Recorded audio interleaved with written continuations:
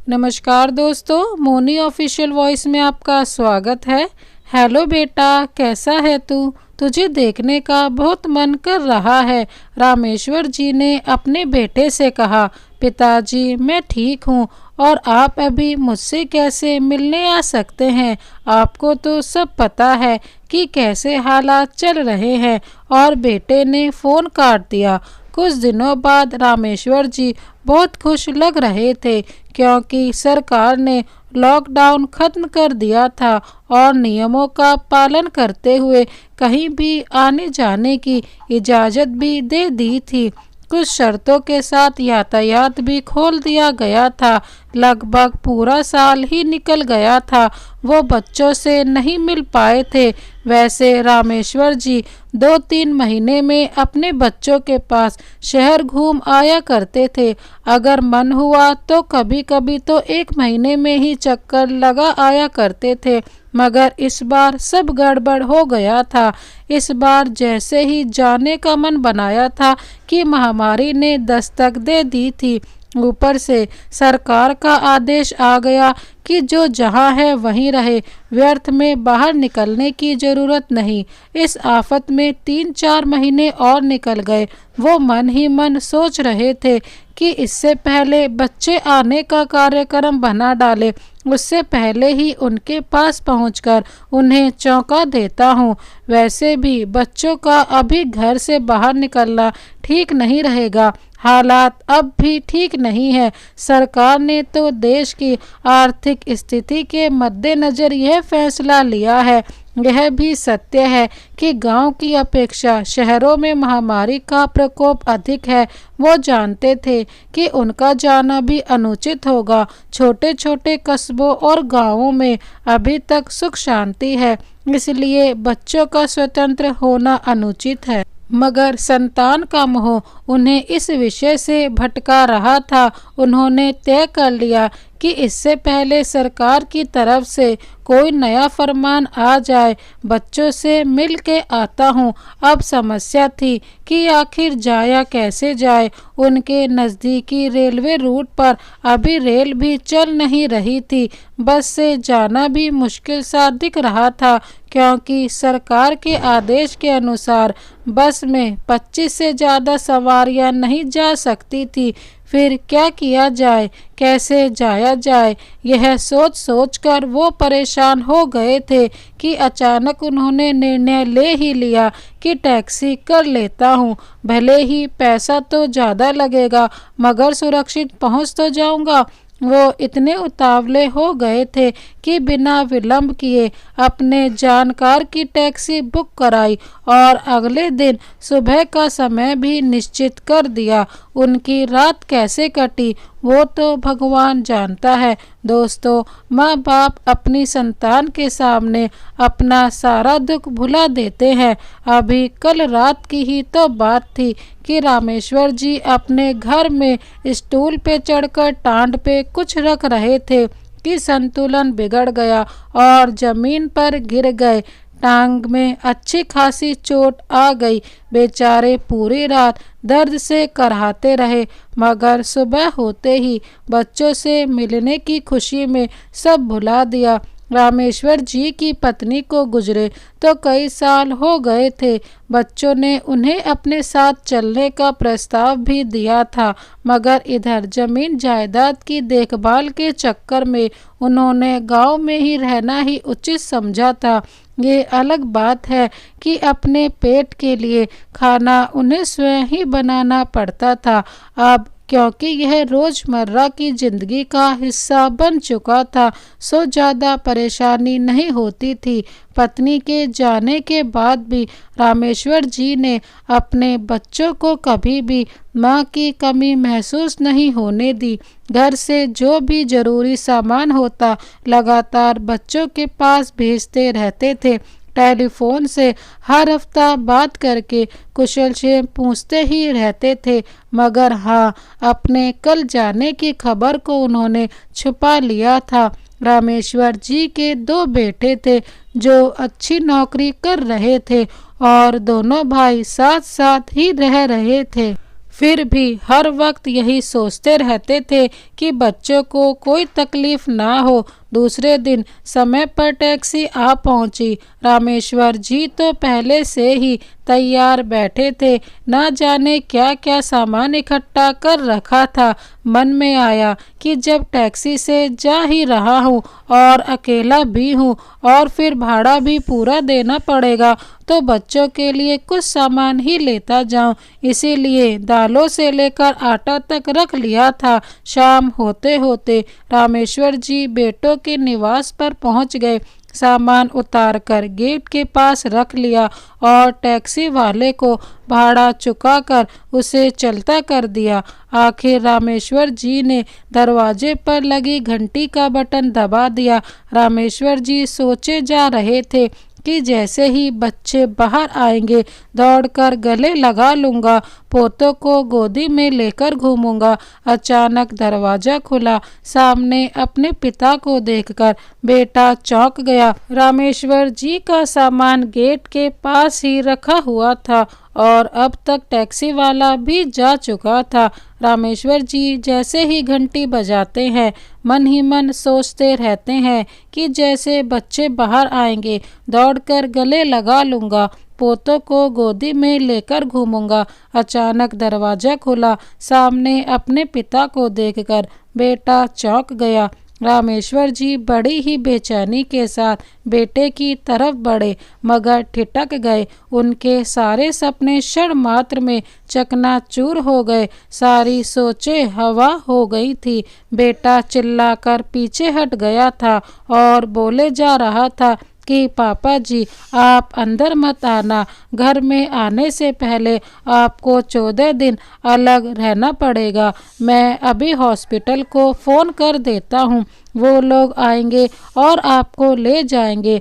आपको 14 दिन उनकी निगरानी में ही रहना पड़ेगा। अगर सब ठीक ठाक रहा तो घर भेज देंगे, अगर कुछ गड़बड़ निकला तो इलाज चलेगा। रामेश्वर जी ठगे से खड़े रह गए। उनका दूसरा बेटा बहू और पोते भी आवाज़ सुनकर बाहर आ गए। उन्होंने एक नज़र सबको देखा। अपनी बेबसी से उनकी आंखों में आंसू आ गए। फिर बोले, राजू किसी को फ़ोन करने की ज़रूरत नहीं है, यह सामान लाया था, अगर उचित समझो तो उठा लेना, नहीं तो यहीं पड़ा रहने देना। कहकर वो एक तरफ तेजी से बढ़ गए। बच्चे चिल्लाते रहे मगर उन्होंने पलट कर नहीं देखा। रामेश्वर जी के दिल में एक भयानक तूफान मचल उठा था। क्रोध के आवेग में उनका चेहरा लाल हो गया था। वो अपने को इतना असहाय और कमज़ोर महसूस करने लगे थे कि चलना भी दूभर हो गया था। थोड़ा आगे जाकर पार्क में पड़ी बेंच पर बैठ गए।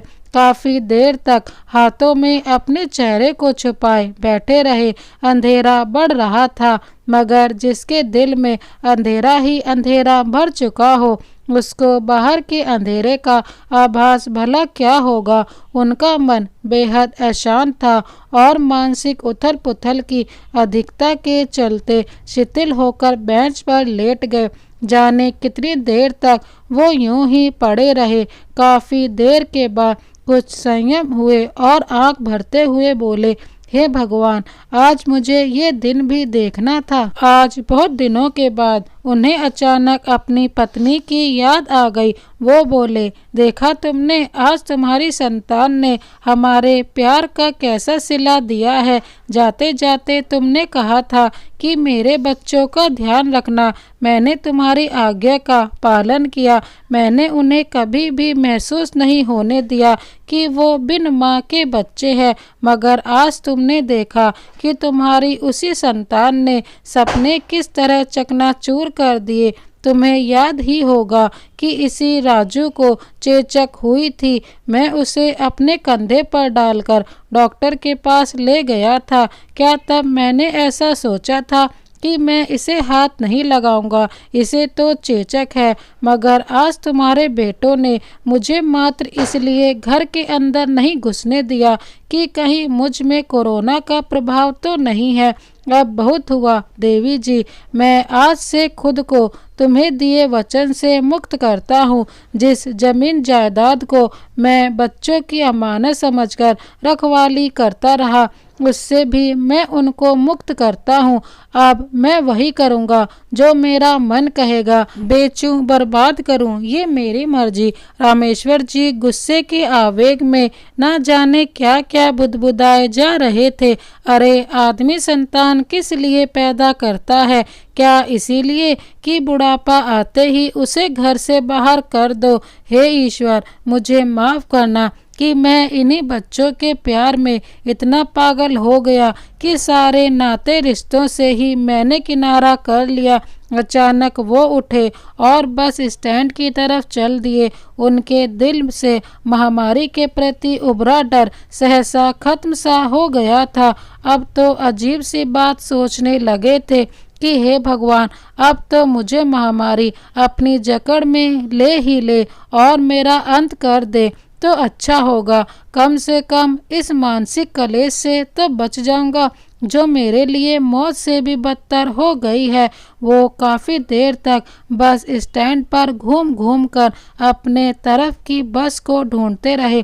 आखिर भाग्यवश एक बस उन्हें मिल गई जिसमें सीट खाली थी। घर पहुंचकर सबसे पहले उन्होंने अपनी जमीन करने वाले सभी लोगों को बुला भेजा। वो बोले, भाइयों, अब मैं अपनी सारी जमीन साल भर के हिसाब से पट्टे पे उठाना चाहता हूँ। आप में से जो भी जितनी जमीन लेना चाहता है ले ले। मुझे रकम तुरंत चाहिए। मुझे अपने फैसले से कल तक अवगत करा देना। उनमें से सिर्फ एक ही व्यक्ति था जो उनकी पूरी की पूरी जमीन पट्टे पर लेने को तैयार था। अन्य लोगों ने पैसों की कमी के कारण अपनी असमर्थता जाहिर कर दी थी। रामेश्वर जी ने बिना तोल मोल किए उसने जितना बताया उसी हिसाब से जमीन मोहर सिंह को दे दी। अगले दिन गांठ में पैसे बांध रामेश्वर जी एक अनजान सफ़र की ओर अग्रसर हो गए। मन में सिर्फ एक ही बात थी कि इस घर से जितनी भी दूर जा सकता हूँ चला जाऊं, और जाकर एक लंबी दूरी की बस का टिकट लेकर बैठ गए। रामेश्वर जी ने एक अनजान से शहर को अपना ठिकाना बना लिया। उस शहर के किनारे एक नदी भी बहती थी। उसी के किनारे पे ही एक मठ भी स्थिर था। बड़ा ही रमणीक स्थल था। वहाँ बाहर बैठकर रामेश्वर जी कुछ देर के ही सही मगर अपनी मानसिक क्लेश भूल जाते थे। वहाँ कोई भीड़ या शोरगुल नहीं था। बड़ी ही आत्मिक शांति की प्राप्ति होती थी। उस जगह रामेश्वर जी रोज सुबह शाम आकर घंटों बैठे रहते थे और अपने वैरागी मन को शांत करने की चेष्टा में लगे रहते थे। एक दिन अचानक मठ के सर्वे सर्वा स्वामी विवेकानंद जी ने उनको टोका और बोला, मैं कई दिनों से देख रहा हूँ कि आप रोज ही इधर आते हैं और इसी जगह पर शांत बैठे रहते हैं, मगर मैं महसूस कर रहा हूँ कि ऊपर से शांत दिखने वाला तुम्हारा ये मन अंदर से घोर निराशा और वितृष्णा से भरा हुआ है। क्योंकि तुम यहाँ शांति की खोज में इधर आते हो, तो क्या मैं जान सकता हूँ कि तुम्हारी मानसिक उथल पुथल का कारण क्या है? शायद मैं तुम्हारी कुछ मदद कर सकूं। रामेश्वर जी ने कुछ देर सोचा और फिर अपनी मनोदशा का संक्षिप्त विवरण स्वामी विवेकानंद जी को बताया। स्वामी विवेकानंद जी मुस्कुराए और बोले, तुम हो बस। अब तक उनके लिए जान देते रहे, अपनी दौलत लुटाते रहे जिनको जरूरत ही नहीं थी। सच कहूँ तो वह इसके हकदार एक भी नहीं थे। सही मायने में उस इंसान को उसकी मदद करनी चाहिए जिसको ज़रूरत हो। अब इस शहर में ही देख लीजिए, एक से बढ़ के एक धनवान पड़े हैं, मगर किसी में इतनी इंसानियत नहीं कि किसी गरीब की कुछ मदद कर दे। वो अपनी विलासिता के ऊपर तो व्यर्थ में धन बर्बाद कर सकते हैं, मगर किसी गरीब को एक फूटी कौड़ी भी नहीं दे सकते। रामेश्वर जी इस शहर में ना जाने कितने बदनसीब हैं जिन्हें सुबह का खाना मिल जाए तो शाम का पता नहीं। स्वामी जी थोड़ी देर चिंतन की मुद्रा में बैठे रहे। फिर अचानक बोले, रामेश्वर जी जरा उधर देखो, वह सड़क के किनारे कोने पे एक कमरा साफ दिख रहा है ना? रामेश्वर जी बोले, हाँ दिख रहा है। स्वामी जी बोले, वो हमारे मठ का ही हिस्सा है। मेरी हार्दिक इच्छा है कि उसमें आप गरीबों के सेवार्थ खाने पीने की चीज़ों की दुकान खोल लें, ताकि शहर में कोई गरीब भूखा ना सोए। कोरोना काल में जिनकी रोजी रोटी छिन चुकी है, उनका भी चूल्हा जलता रहे, ये भूखे ना रहें। इस कार्य में तुम्हें मानसिक शांति भी मिलेगी और दुनिया तुम्हें इज्जत भी देगी। रामेश्वर जी, अब आप ऐसे लोगों का सहारा बनो जो बेसहारा है। हाँ, एक बात सोचने वाली यह है कि दुनिया बड़ी ही अजीब है। यदि तुमने यह प्रसारित और प्रचारित किया कि यहाँ गरीबों के लिए मुफ्त राशन मिलता है, तो मीलों लंबी लाइन लग जाएगी और जिनके सेवार्थ यह दुकान खुलेगी वो वंचित रह जाएंगे। हमारा उद्देश्य ही विफल हो जाएगा। अतः मुफ्त की नहीं, उधार का काम करिए। यह अलग बात है कि हमारी तरफ से उन्हें मुफ्त ही राशन दिया जाएगा। कोई उधार चुकता करता है तो भी ठीक है, अगर नहीं कर पाता तो भी ठीक है। वैसे मुझे विश्वास है कि गरीब ईमानदारी से कोशिश करते हैं। रामेश्वर जी खुश होते हुए बोले, स्वामी जी मुझे रास्ता दिखाने के लिए आपका बहुत बहुत धन्यवाद। मैं अपनी सारी जमा पूंजी लगा दूंगा। आप समझ लीजिए कि 2-3 दिन में इस शुभ कार्य को श्री गणेश हो जाएगा। रामेश्वर जी की मानो मन की मुराद पूरी हो गई थी। वे बहुत प्रसन्नचित दिख रहे थे। दिल का भारीपन सहसा विलुप्त सा हो गया था। 2-3 दिन में ही बड़े ही विधि विधान के साथ दुकान का श्री गणेश हो गया था। मठ के साधु संतों ने धार्मिक अनुष्ठान कर दुकान का उद्घाटन किया। दुकान के बोर्ड पर लिखवाया गया था, किसी का परिवार भूखा ना रहे। जिसके पास काम नहीं, अपने परिवार हेतु राशन यहाँ से ले जा सकता है। पैसा आज नहीं तो कोई बात नहीं, यह दुकान बिना किसी लाभ के आपकी सेवा में तत्पर है। कृपया कोरोना के लिए निर्देशित नियमों का पालन करें। देखते देखते मठ वाली दुकान इतनी मशहूर हो गई कि केवल गरीब ही नहीं, धनवान भी राशन इसी दुकान से खरीदने लगे थे। फिर फर्क सिर्फ इतना था, वे 1000 के सामान के 2000 देते थे। उनका मंतव्य था कि इसी बहाने इस शुभ कार्य में उनका भी योगदान हो जाए। रामेश्वर जी ऐसे लोगों का हिसाब अलग से रखते थे। यह एक तरफ से अच्छा भी था, क्योंकि रामेश्वर जी ने अब तक अपनी सारी जमा पूंजी लगभग 20 लाख रुपए दुकान में लगा दिए थे। अतः इसी सहारे से दुकान पर सामान की कमी नहीं होगी। स्वामी जी ने ठीक ही कहा था कि गरीब मजबूर तो हो सकता है, मगर बेईमान नहीं हो सकता। यह जानते हुए भी अगर उधार चुकता ना भी किया तो भी हमें राशन मिलना बंद नहीं होगा। लोगों ने धीरे धीरे टाइम्स उधार चुकता करना भी शुरू कर दिया था।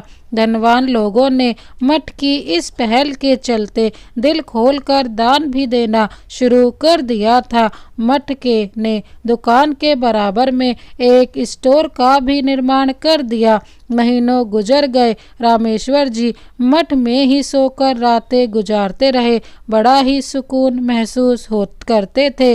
अपने वास्ते उन्होंने कोई कमरा वगैरह भी किराए पे नहीं लिया था। यह बात भी शहर भर में चर्चा का विषय बन गई थी।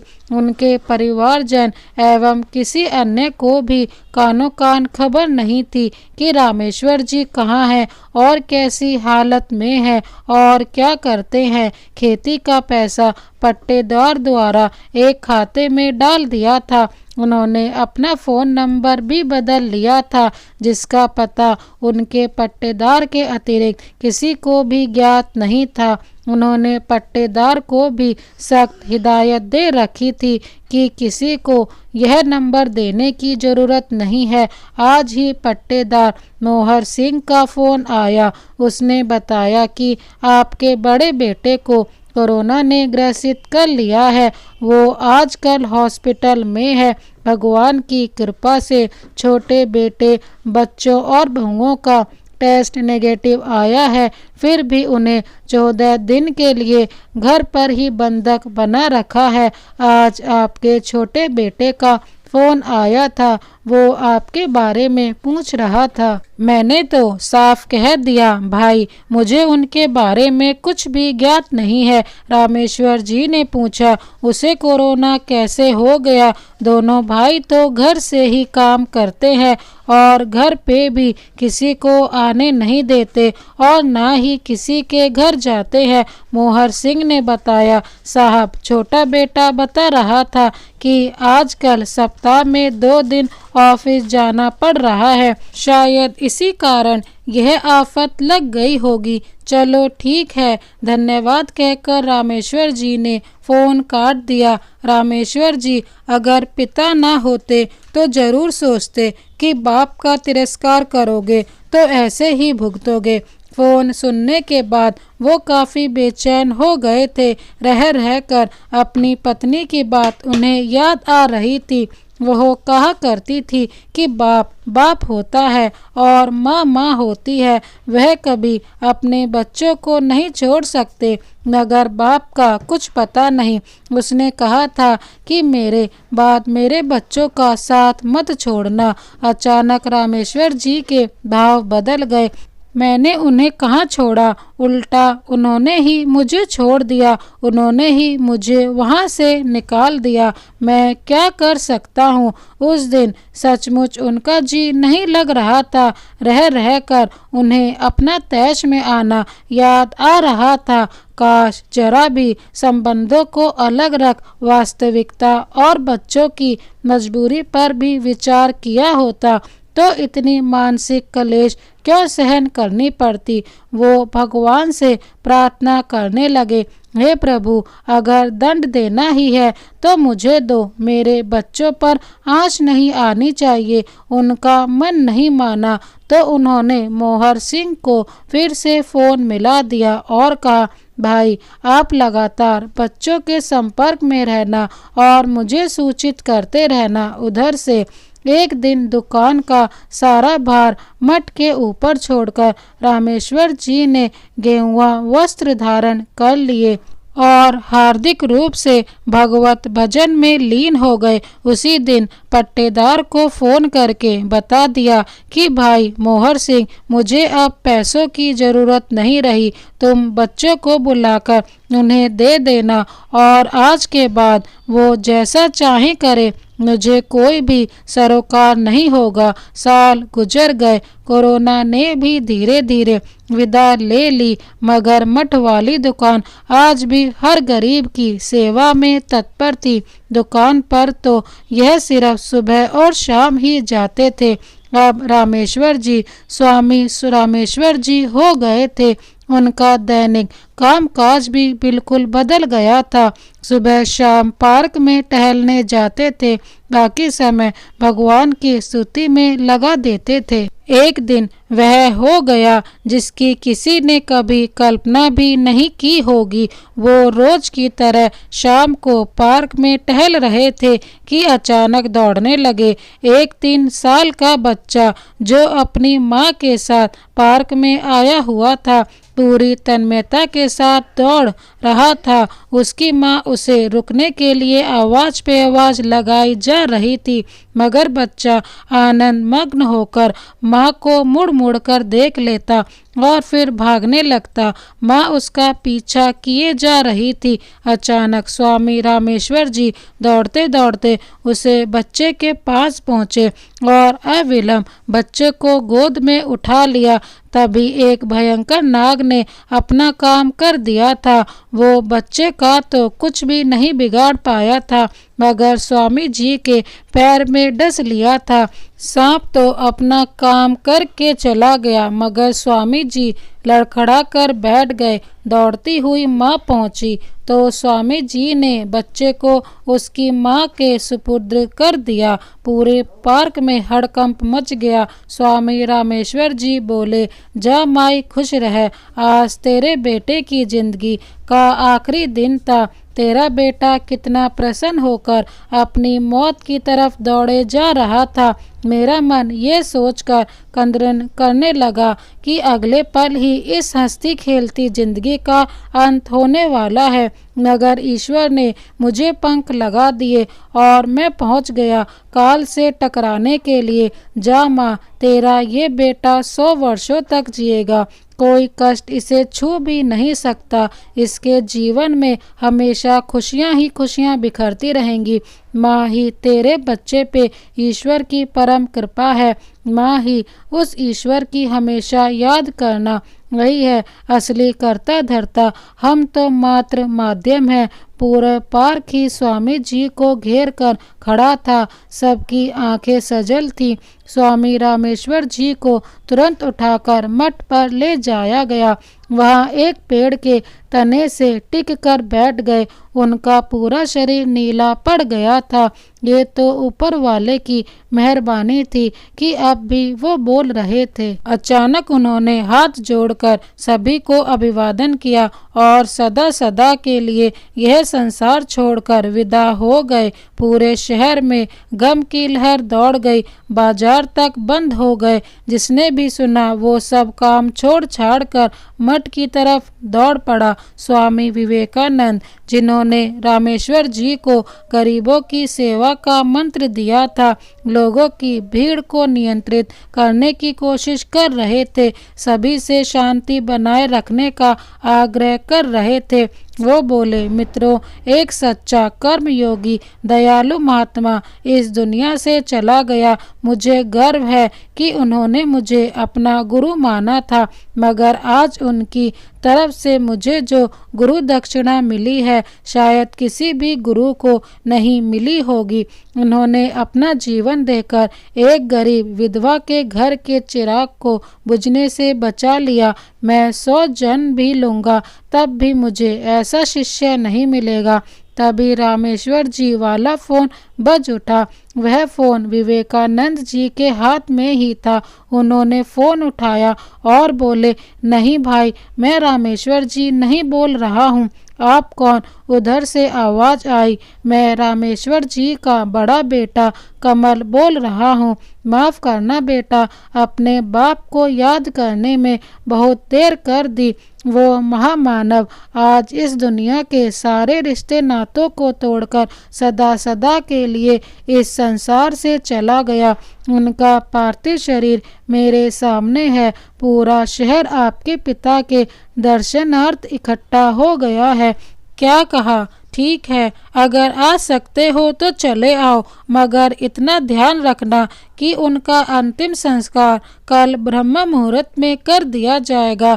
अगर समय से पहुंच गए तो तुम्हारा भाग्य, अन्यथा मुझे माफ़ कर देना। हाँ, पता लिखो। कहकर स्वामी जी ने पता लिखा दिया और फ़ोन काट दिया। शहर का बच्चा बच्चा दर्शनों के लिए लालायित था। हाँ, तो तय किया गया कि यहाँ दर्शन का कार्यक्रम समाप्त होने के उपरांत रामेश्वर जी के पार्थिव शरीर को ध्यान मुद्रा में बैठाकर सारे शहर में घुमाया जाएगा।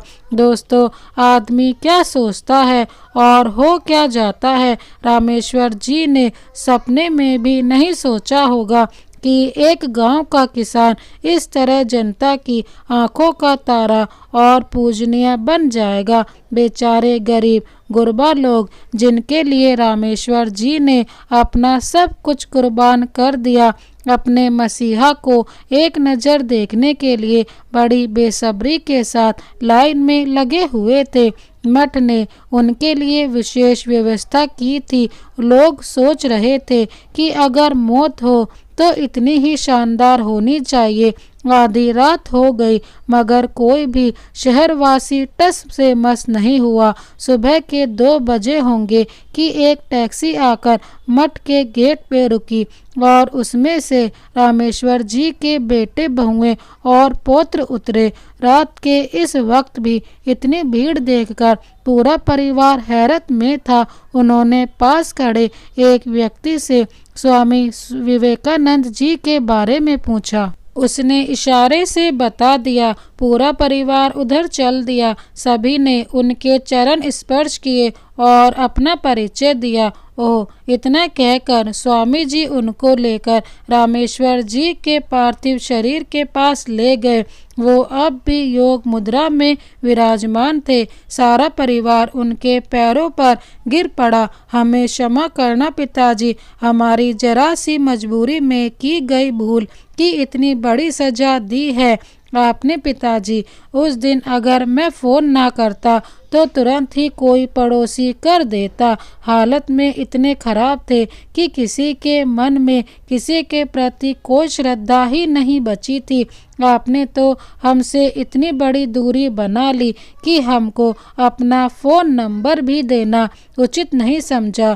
कल शाम में बहुत बेचैन था, न जाने मुझे क्या हो गया था। मैंने मोहर सिंह को फ़ोन किया और बहुत ही अनुनय विनय की, तब जाकर उन्होंने मुझे आपका नंबर दिया। मगर अफसोस कि मैं आपके श्रीमुख से 2 शब्द भी नहीं सुन सका।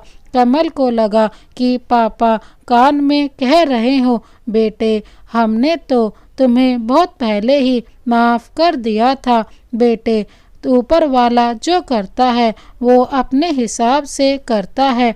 उसके मन में कुछ और ही था, इसीलिए मुझे यहाँ ले आया। सदा खुश रहो, यही मेरा आशीर्वाद है। माँ के सपनों को साकार करते रहना, यही मेरी कामना है। अचानक कमल उठा और विवेकानंद के चरण स्पर्श करते हुए उपस्थित जन सैलाब को संबोधित करते हुए बोला, मित्रों, हमने भी अपने पिता के संस्कार पाए हैं। सिर्फ सरकारी दखलंदाजी के चलते मेरे पिता मुझसे नाराज हो गए थे।